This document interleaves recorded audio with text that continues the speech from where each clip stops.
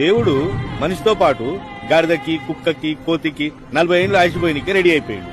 అప్పుడు కుక్క దేవుడా అసలే కుక్క బతుకు, రోడ్డు మీద తన్నులు తినుకుంటా బతకాలే, 40 ఏళ్ళు వద్దు, 20 ఏళ్ళు వాపస్ తీసుకో చాలు అన్నది. అప్పుడు దేవుడు ఓకే చేసిండు, కుక్క థ్యాంక్స్ చెప్పి. మరి గాడిద సేమ్ టు సేమ్ దేవుడా మూటలు మోసే గాడిద బతుకు 40 ఏళ్ళు అవసరమా అన్నది. 20 ఏళ్ళు వాపస్ తీసుకో అన్నది.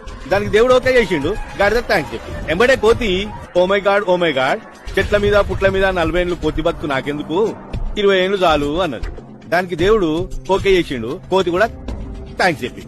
ఇక ఈ మనిషిగాడు ఉన్నాడు కదా, నువ్వు ఇచ్చిన ఈ 40 ఏళ్ళు ఏం సరిపోతాయి, దేవుడా నా కూటా పెంచని కాళ్ళు విసుకుడు మొదలు పెట్టిండు. ఈ కాళ్ళు విసుకుడు తట్టుకోలేక దేవుడు ఏం చేసిండు, గాడిద 20 ఏళ్ళు, కుక్క 20 ఏళ్ళు, కోతి 20 ఏళ్ళు, మొత్తం 60 ఏళ్ళు, 100 ఏళ్ళు పోసి మనిషిని భూమి మీద దించిండు. అప్పుడు మనిషి థ్యాంక్స్ చెప్పిండు.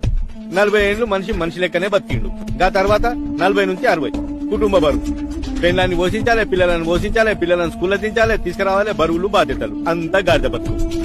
ఇంకేం మిగిలింది, కుక్క బతుకు. గాడిద లెక్క కష్టపడి సంపాదించిన ఆస్తులకి కుక్క లెక్క కాపలాగాయాల్సి వచ్చింది. కొడుకులు, కోడన్లు, మన్మలు, మన్మరాన్లు దావత్తులకు పోతే ఇంటికి కుక్క లెక్క కాపలాగాయాలి. వాళ్ళు పెడితే బుక్కడి తినాలి, లేకపోతే పస్తులు వండాలి. కుక్క బతికి ఇట్లా అయిపోయిందా, ఇంకా మిగిలింది కోతి. 80 నుంచి 100. కన్ను కనబడక, చెవులు వినబడక, ముడతల తోలు, బిత్తర చూపులు, చెంపలు లొట్టలు పోయి, నడుము వంగిపోయి, ఇంట్లోకి ఎవడొచ్చిండో తెలియదు, ఎవడు పోయిండో తెలియదు, ఏమి పీకలేక ముచ్చు ముఖం వేసుకొని 100 ఏళ్ళకి రావాలి.